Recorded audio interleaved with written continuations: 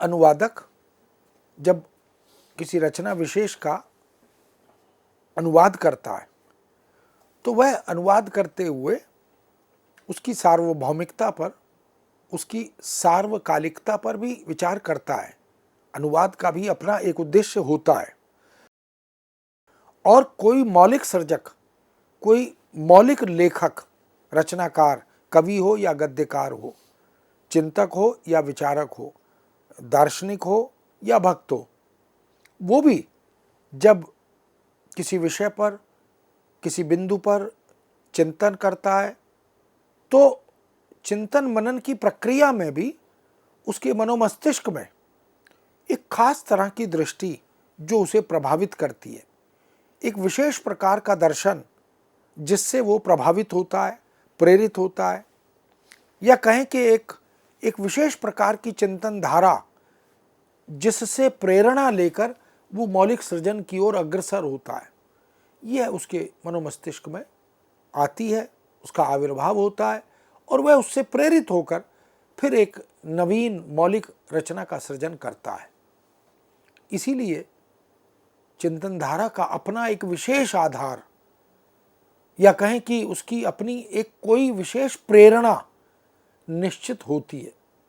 इसीलिए हम किसी भी बड़ी से बड़ी कालजयी रचना को अगर हम स्रोत के आईने में देखें तो हमें लगता है कि उसमें कहीं उपनिषद आ गए हैं, कहीं वेद आ गए हैं, कहीं पुराण आ गए हैं, कहीं नीति कथाएं आ गई हैं और कहीं लोक जीवन, लोक संस्कृति, कहीं पर्व उत्सव, कहीं रीति रिवाज, परंपराएं, ये सब आता है। और यूँ कहने को तो मौलिक कुछ होता नहीं है, मौलिकता तो केवल एक कल्पना है, क्योंकि पाश्चात्य साहित्य में तो इस बात पर बड़े गंभीरता से और विस्तार से चिंतन ही हुआ है कि सब कुछ अनुकरण ही है। मौलिक तो केवल ईश्वर की निर्मित है और बाकी सब जो भी है वह तो अनुकरण है, और अनुकरण है तो इसका अर्थ है कि वह अनुवाद है। लेकिन विचार सरणी या भावधारा में तल्लीन होकर जब कोई लेखक, कोई कवि, कोई सृजक उसके पुनर्सृजन की ओर बढ़ता है, उसे उसकी मौलिक रचना धर्मिता की ओर बढ़ता है, तो वह प्रेरणा को नकार नहीं सकता।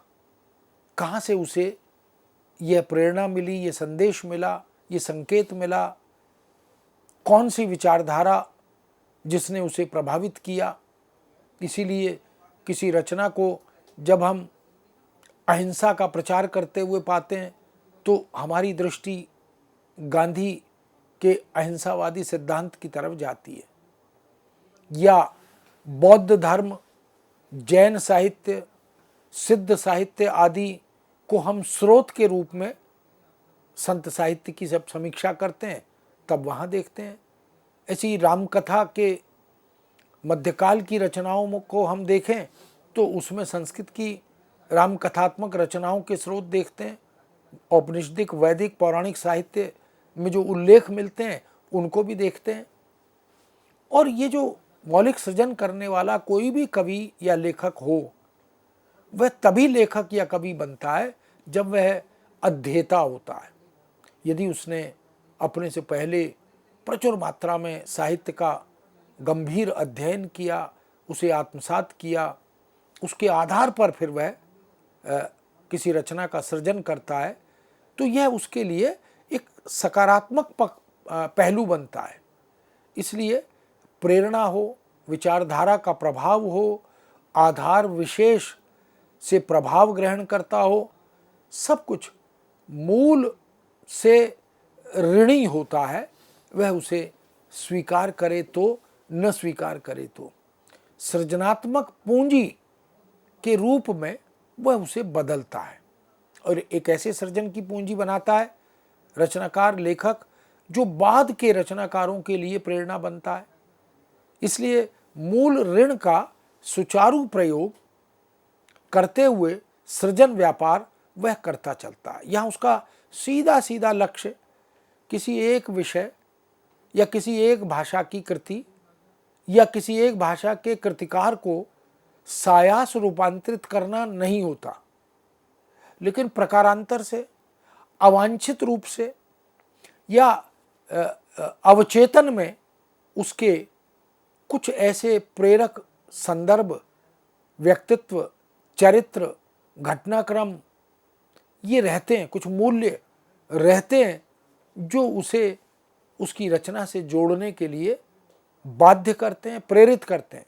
और वो सायास न चाहते हुए भी उसके मनोमस्तिष्क में उनकी प्रतिष्ठा करना, उनको पुनराख्यायित करना, ये भले ही ना रहता हो, लेकिन रचना में वो समाहित होते चलते हैं।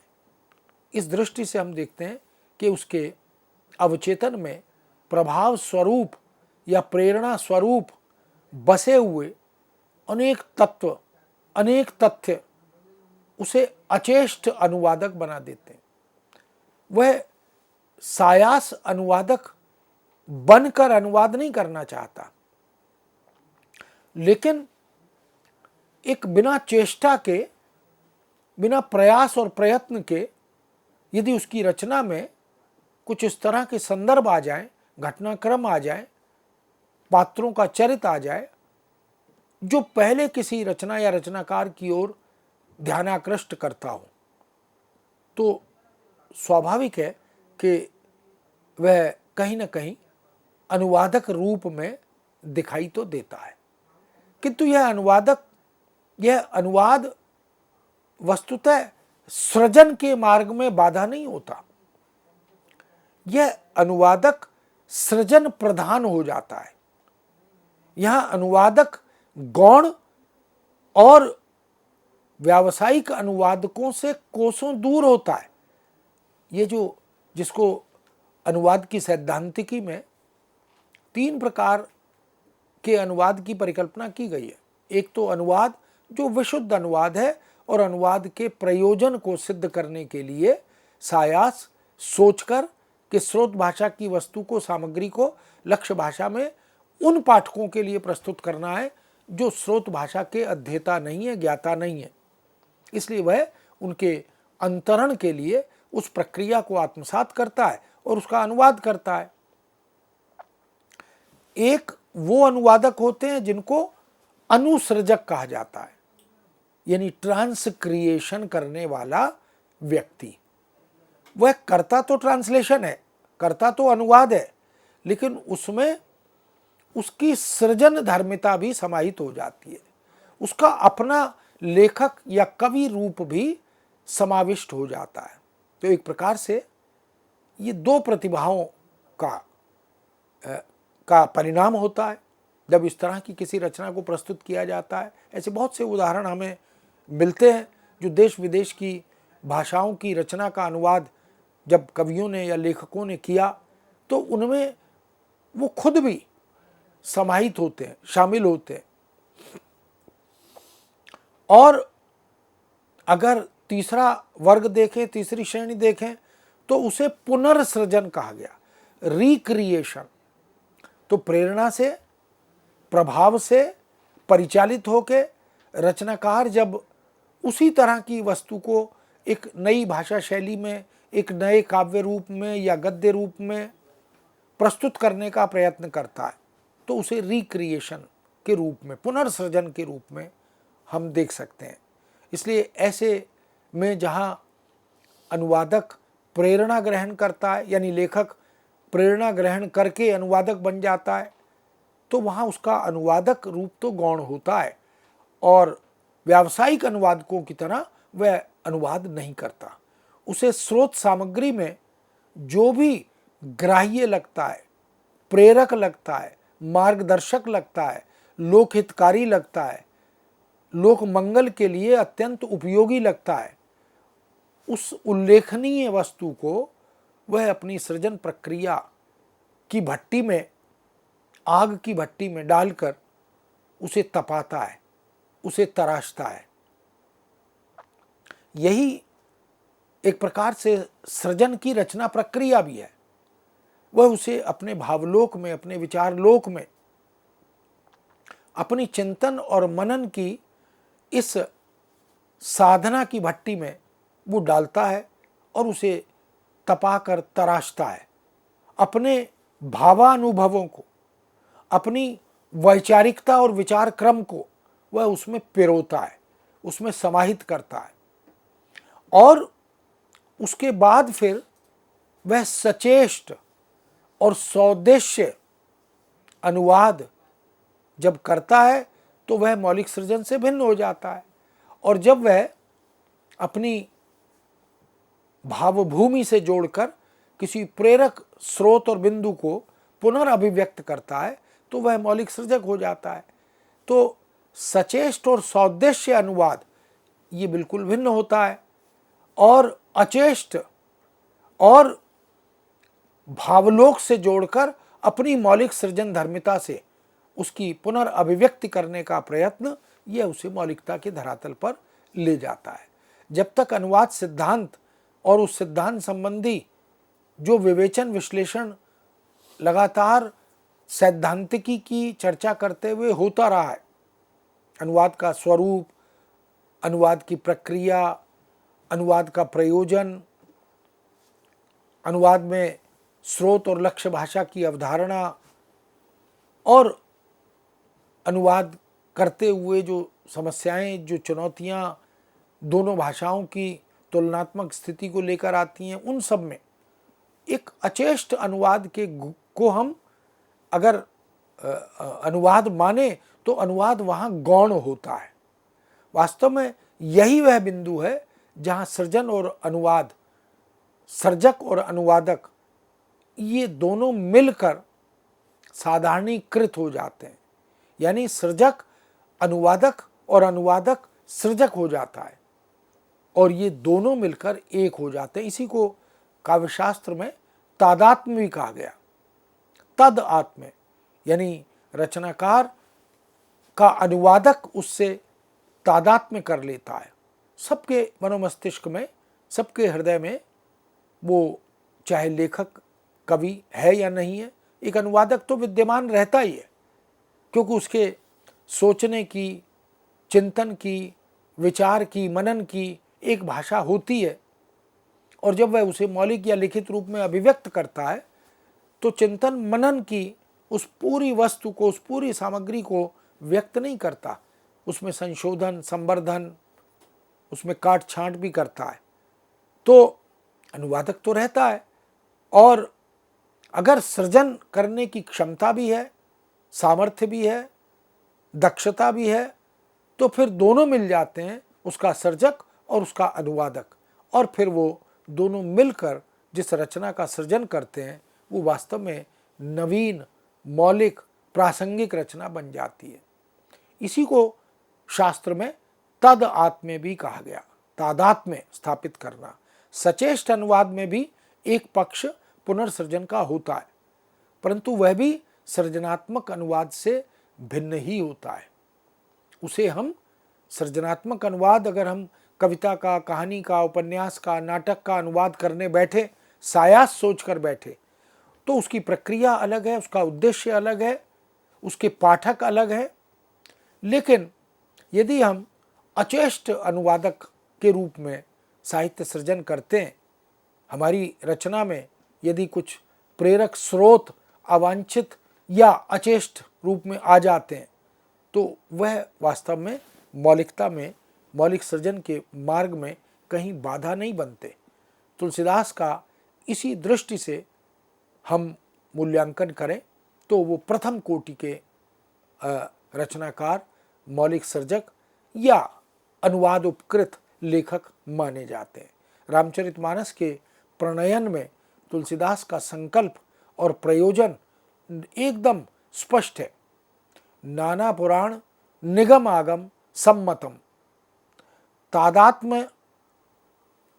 अब ये जो एक भावना है तुलसी की, जिसमें वो स्वीकृति करते हैं, वो मानते हैं, वो इस बात को छिपाते नहीं कि मैंने मानस का सृजन करने से पहले जिन संस्कृत ग्रंथों का, पुराणों का, निगमों का, आगमों का, इनका सबका अध्ययन किया, अब ये तमाम तरह के ग्रंथ जो हैं ये उनकी प्रेरणा बने, उनसे जो कुछ ग्रहण करना था, जो ग्राह्य था, जो प्रेरक था, वो कहते हैं कि मैंने उसे स्वीकार कर लिया। इसीलिए वो इस बात का भी उल्लेख करते हैं कि मैं इस रचना का सृजन स्वांतः सुखाय कर रहा हूँ। ये जो रघुनाथ गाथा है, ये जो भाषा में निबद्ध करने की वृत्ति है, प्रेरणा है, मतिमंजुल मातनोति, ये कहते हैं कि मुझे ये शिक्षा, ये ज्ञान, ये प्रेरणा मुझे रघुनाथ की गाथा, राम की के चरित्र की गाथा लिखने की जो प्रेरणा मुझे मिली है वो विभिन्न ग्रंथों से, अनेक भाषाओं के स्रोत ग्रंथों से प्राप्त हुई और ये मुझे स्वांतः सुखाए करने की प्रेरणा बनी। यानी मैं किसी अनुवाद के पाठकों के लिए इसको नहीं कर रहा हूँ, लेकिन मुझे उचित लगा कि मैं राम कथा पर एक बृहत आख्यान बना रहा हूँ, एक बृहत ग्रंथ बना रहा हूँ, तो मुझे जहाँ जहाँ से जो ग्राह्य लगा, जो आत्मसात करने के योग्य लगा, उसको मैंने स्वीकार कर लिया। तुलसीदास ने इस कथन के माध्यम से अनेक पुराणों, अनेक आदि ग्रंथों की अनन्य उत्तमता को स्वीकार किया और यहाँ तक वो कहते हैं कि रामचरितमानस कोई पुराण नहीं है, रामचरितमानस कोई अनुवाद नहीं है, लेकिन इसके सृजन में मुझे जिन ग्रंथों से प्रेरणा मिली, जिन ग्रंथों ने मुझ पर अमिट छाप छोड़ी, प्रभाव छोड़ा, वहाँ से मुझे जो भी लोकहित के लिए, लोक मंगल के लिए ग्राह्य लगा उसको मैंने ग्रहण कर लिया। इसलिए पुराण साहित्य की बहुत सी उक्तियाँ, यानी पौराणिक साहित्य, हमारे अनेक पुराण हैं जिनको हम अपने कालजयी ग्रंथों में, अपने आदिकालीन साहित्य में, आदि साहित्य में हम देखते हैं, उनमें न जाने कितनी उक्तियाँ, कितने कथन, कितने जीवन अनुभव समाये हुए हैं, संयोजित हैं, संकलित हैं। उनको तुलसीदास ने पढ़ा, उनसे प्रेरणा ली। अनेक प्रसंग, अनेक घटनाएं जो मानस में यथावत आई हैं। क्यों? क्योंकि तुलसी को उन घटनाओं और प्रसंगों ने इतना प्रभावित किया, इतना विमुग्ध किया कि उन्हें लगा कि उनके मानस सृजन के प्रयोजन की सार्थकता में इनकी सहायता ली जानी चाहिए।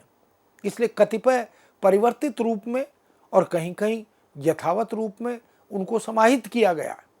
इस दृष्टि से रामचरितमानस के पौराणिक स्रोतों का शोधपरक अध्ययन अनेक विद्वानों ने, शोधार्थियों ने समय समय पर किया भी है। रामचरितमानस पर पौराणिक ग्रंथों का प्रभाव यह अध्ययन का विषय रहा है। बहुत से पौराणिक ग्रंथ हैं। तुलसीदास एक गहन गंभीर अध्येता रहे।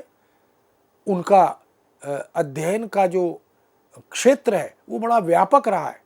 इसीलिए रामचरितमानस में दर्शन भी है, अध्यात्म भी है, भक्ति भी है, प्रेम भी है, रिश्ते और नातों का निर्वाह भी है, लोक और आस्था, लोक की आस्थाएं भी हैं, परंपराएं भी हैं और संस्कार भी हैं। इसलिए मानस पर पौराणिक ग्रंथों का प्रभाव कथा वस्तु की दृष्टि से, इसमें तो कोई संदेह है ही नहीं, क्योंकि राम कथा का जो मूल आधार है वो तो वाल्मीकि ने रामायण के माध्यम से हमारे सामने प्रस्तुत किया ही। इसके अतिरिक्त भी, चाहे वो कालिदास की रचना हो या दूसरे संस्कृत साहित्य के प्रकांड रचनाकारों की राम कथात्मक रचनाएं हो, नाटक हो, कविता हो, तो कथावस्तु पर तो प्रभाव तुलसीदास ने ग्रहण किया ही। तत्व चिंतन और तात्विक विवेचना, जीवन क्या है, उसके संबद्ध समस्त तत्वों का गहन गंभीर चिंतन, मोक्ष साधना, वस्तु ग्रहण और परिवर्तन की दृष्टि से, यानी वस्तुतः उसी रूप में या उसमें कुछ परिवर्तन करके, शब्द ग्रहण या अर्थ ग्रहण की दृष्टि से, प्रतिपादन की दृष्टि से सभी तरह से हम देख सकते हैं कि मानसकार ने यानी तुलसीदास ने इस रामचरितमानस जैसे बृहत महाकाव्यात्मक ग्रंथ का सृजन करते हुए पुरा साहित्य, पुरा आख्यान, इन सब से लाभ उठाने का एक सहज प्रयास किया है। पुराणों की अनेक ऐसी पंक्तियां जिनके समान अभिव्यक्ति को हम रामचरितमानस की पंक्तियों में देख सकते हैं। इसका मतलब है कि उन पुरा ग्रंथों में, उन पौराणिक ग्रंथों में तुलसीदास को बहुत कुछ ऐसा प्रतीत हुआ जो उनके समय में प्रासंगिक है, सार्थक है। उसको नई शैली में, नए अंदाज में, नई रचना धर्मिता के साथ प्रस्तुत करना उन्हें बहुत प्रासंगिक लगा, उपयोगी लगा।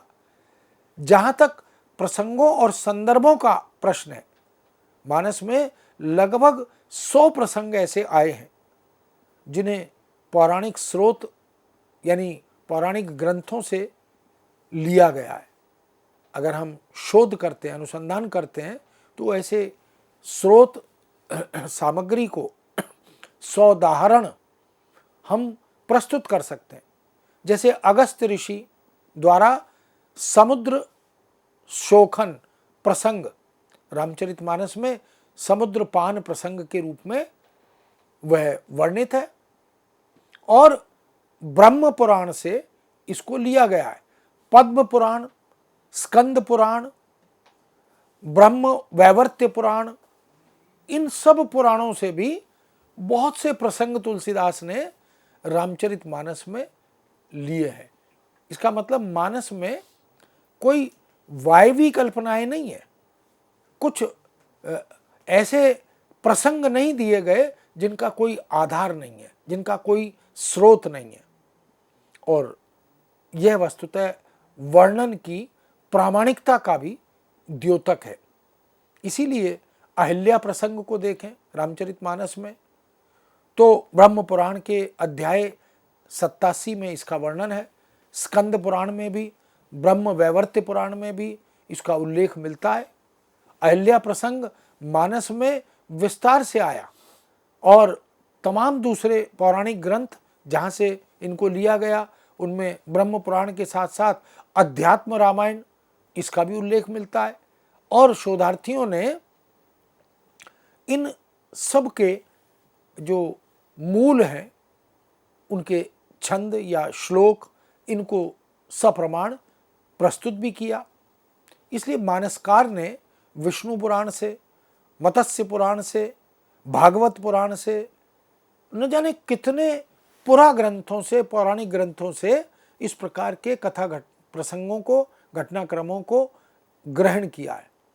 राहु द्वारा चंद्रमा का ग्रसा जाना, सहस्र बाहु और सहस्रार्जुन का प्रसंग, दंडकारण्य के शाप की कथा, ध्रुव प्रसंग, अजामिल गज गणिका, वराह रूप, विष्णु द्वारा हिरण्याक्ष के वध और पृथ्वी उद्धार की कथा, समुद्र मंथन, शिव द्वारा विषपान, रावण का कैलाश पर्वत को उठाना, भगवान की सहायता हेतु देवताओं का वानर रूप धारण करना, भगवत चरणों से गंगा की उत्पत्ति होना, परशुराम द्वारा ब्राह्मणों को पृथ्वीदान, बलि की कथा, श्रवण कुमार की कथा, त्रिशंकु की कथा, रावण और बाली कथा प्रसंग, वामन अवतार ऐसी कथा, मत्स्य अवतार, कच्छप अवतार, न जाने ऐसे कितने प्रसंग हैं जिन्हें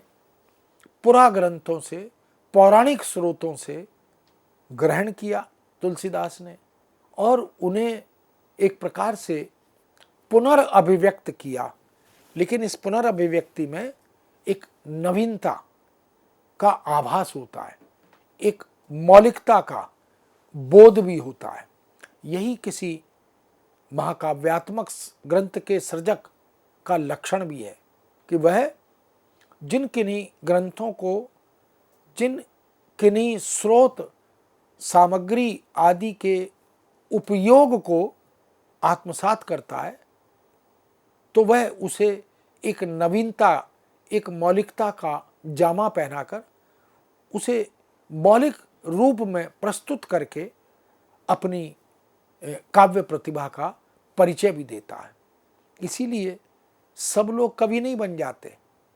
कवि वह होता है जिसको कुछ ईश्वरीय अनुकंपा प्राप्त होती है, और ईश्वरीय अनुकंपा से ही वह स्रोत सामग्री में से भी नवीनता और मौलिकता को खोजने का प्रयत्न करता है। इस प्रकार मित्रों, हम कह सकते हैं कि तुलसीदास ने रामचरितमानस का सृजन करते हुए न जाने कितने प्रसंगों में, कितने घटनाक्रमों में, कितने प्रेरक चरित्रों के आख्यान में स्रोत सामग्री का अध्ययन करके रचनात्मक उपयोग किया है और उसे स्वीकार भी किया है।